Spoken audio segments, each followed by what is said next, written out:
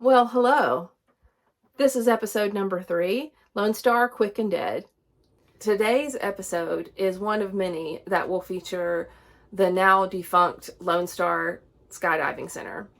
I remember the day that business opened its doors and I jumped there, and I remember the debacle that shut it down once and for all.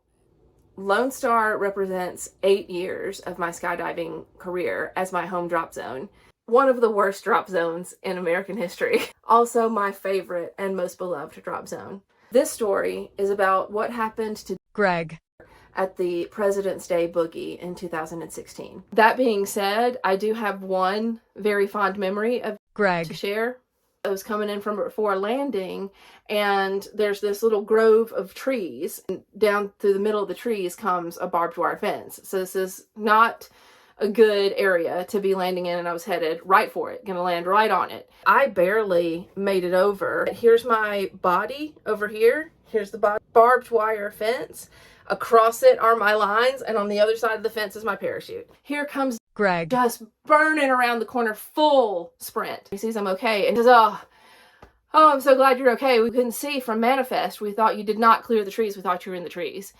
And so my memory of Greg is always going to be, he is the guy who, when he thought that I was in trouble, he came on the run. This is the story of the one fatality was actually not skydiving related. In Texas, we have a little pastime called mudding. That's when you get in your truck with your friends and you go out into a muddy field and you just tear it up. And Johnny was the driver. Greg Decided that he wanted to climb out onto the truck and ride it like a bull, because what could possibly go wrong? What went wrong was the wheel of the truck got stuck in the mud and the truck tipped over on top of Greg. When they called 911, the ambulance came, and so did the police. Greg Is put into an ambulance where he succumbs to his injuries on the way to the hospital. Everyone involved, and even Greg his family, all agreed Greg was a grown man and made an adult decision with real consequences. This was a terrible accident. A bit of fun gone horribly wrong. So there was absolutely no point in ruining additional lives by trying to make it a criminal case. If it had been something that had occurred on private property, we would have been okay. But the accident did not occur on private property. It occurred on municipal property, on the airport. So the police want to know who was driving the truck. So the police arrest John and take him to jail. And there's where he sat, with them telling him that all of his friends hated him now because he killed our other friend, which definitely wasn't true. Not even Greg parents blamed John for what happened. Several days, time and energy were invested heavily into getting John out of jail.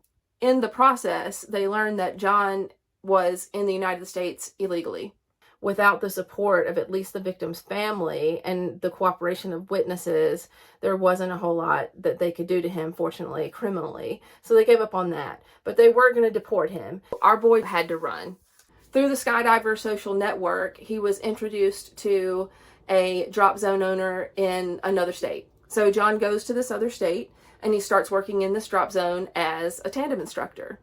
The following is a dramatic reenactment of what occurred sometime after that move.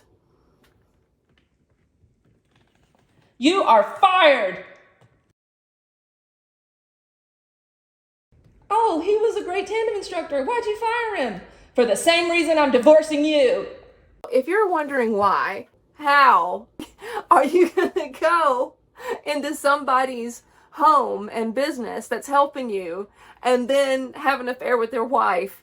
Our hero John was processing a lot of trauma, and people behave in strange ways when they're processing trauma. Oh, wow. Wow. Will Smith just smacked the shit out of me.